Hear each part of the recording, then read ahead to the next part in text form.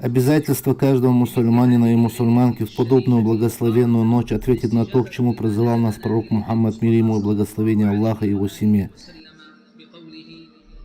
когда сказал: «Увеличивайте мне приветствие пятницу или ночь на пятницу.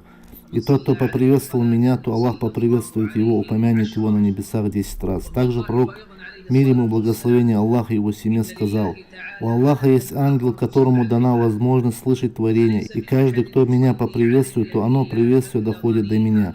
И я попросил своего Господа, каждый раз, когда раб Аллаха будет меня приветствовать, то на его приветствие меня отвечалось приветствием его, также, но уже 10-кратным приветствием». Согласно хадису, приведенный от Ат-Табарани, передано от Аммара бин Ясира, да будет доволен им Аллах.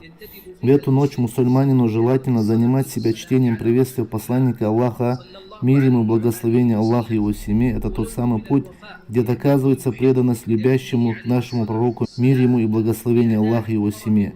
Выполняя данное великое обязательство, которое на нас, уважаемые братья и сестры, по отношению к великому любимому пророку, мир ему и благословение Аллаха и его семье. Ради чего?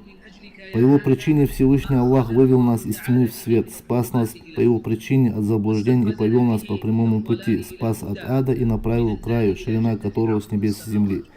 Верующий, действительно любящий пророка, мир ему и благословение Аллаха и его семье, проведет эту ночь на пятницу, где много будет читать приветствие пророку, мир ему и благословение Аллаха и его семье.